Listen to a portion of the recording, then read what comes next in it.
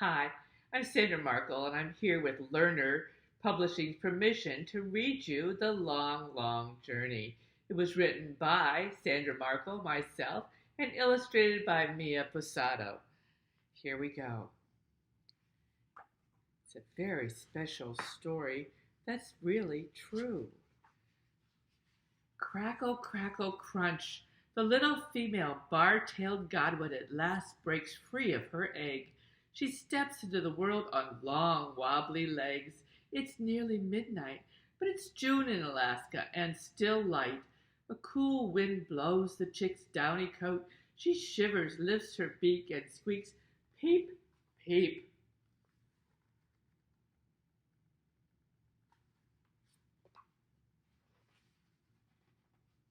The little female was the last to hatch. Two sisters and a brother are nearby with their father.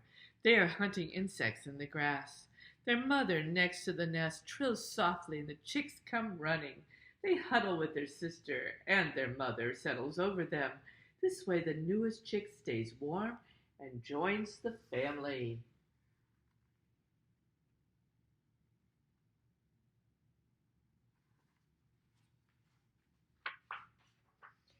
For 2 days, the chicks stay close to the nest. Their parents take turns sitting on them to keep them warm. In between these rests, parents and chicks search for food. The parents need to double their body weight before fall. The chicks need to grow up and become strong. The little female learns to hunt spiders, cranefly larvae, and beetles. She eats all she can find. It's good bird food. I don't think I'd want to have that. How about you? Soon the little godwit and her family wander farther as they feed, but they are rarely alone. Lots of other godwits nest and feed in this treeless land. Sometimes other hunters come searching for food too. One day, an Arctic fox sneaks up and slips close to the little female.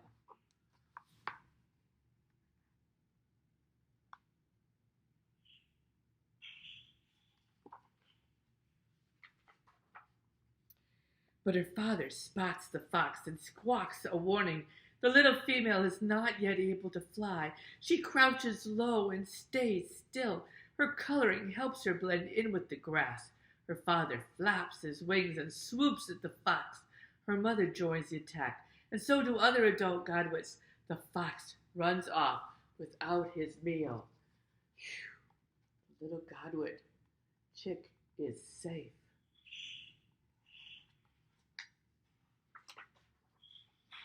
For almost a month, the female godwit chick eats and grows bigger. She also grows feathers and loses her fluffy down coat. When the chick isn't eating, she's hopping and flapping her wings. Her wings grow stronger with each hop, flap. There, she's getting bigger and bigger and stronger, too. Then one day the young female godwit hops and flaps hard. For the first time she does what godwits do best. She flies.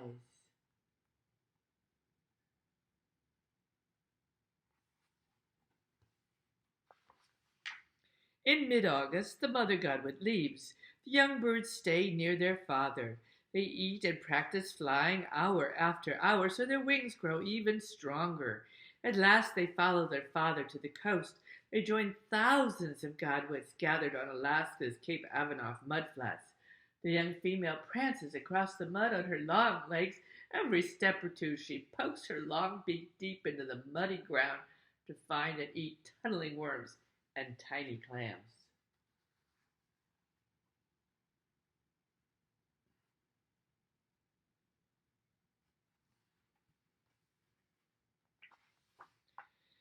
In September, flock after flock of adult godwits leave the mudflats.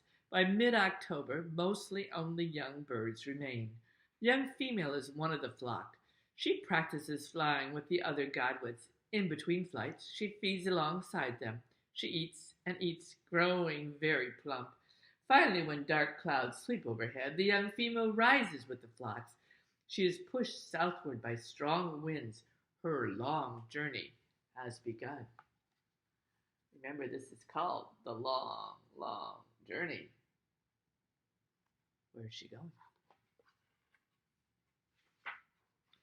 The young female flies through unfamiliar skies and over unknown seas. Although not one young bird has made this flight before, together they know the route to take. The young female squawks again and again as she flies. By listening for other godwit voices, she stays with the flock, even in thick clouds and heavy rain. There she is.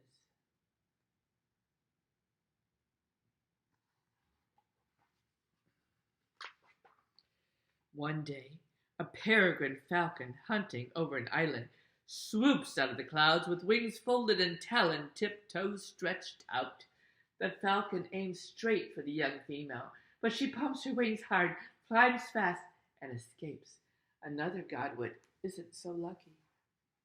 I'm glad she made it. But where is she going? Day after day and night after night, for nearly 8 days, the godwits keep flying. The young female is thin, her wing strokes slower. Still she keeps going, never gliding, always flapping. Where is she going?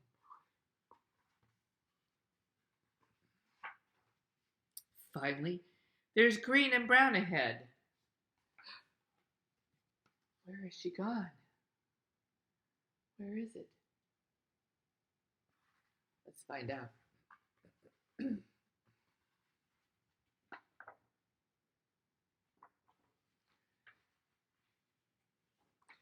young female swoops down with the flock to the New Zealand mudflats where land mingles with the sea. She arrives with two final wing flaps and lands on wobbly legs. Then, folding her wings, she falls asleep. Remember, she flapped nonstop for 8 days. The young female doesn't sleep for long, though. She needs to eat to get back her strength. She'll stay in New Zealand for 2 years until she's ready to raise a family of her own. Then, when March brings cool winds, she'll once again join the godwit flock and make the long, long journey back to Alaska. I wrote this story because I lived in New Zealand for a number of years and I knew the godwits. And it was so exciting every year when the godwits would arrive. Not always the same ones. Remember, she was there 2 years, but there was always new ones coming back. And for the people in New Zealand, particularly Christchurch, where I lived close by, they were so excited. There would be people out knowing that they were coming, and they would start to pass the word. They'd spot them on the beaches, and they'd send the word in. And then all the church bells would ring, and everybody would cheer. There'd be groups out on the beaches welcoming them. The birds didn't care. But for all of us people that were there, we were really pleased that they had made that long, long journey. The godwits were much valued and appreciated. And it's a pretty good story, too. Hope you enjoyed it. See you again soon.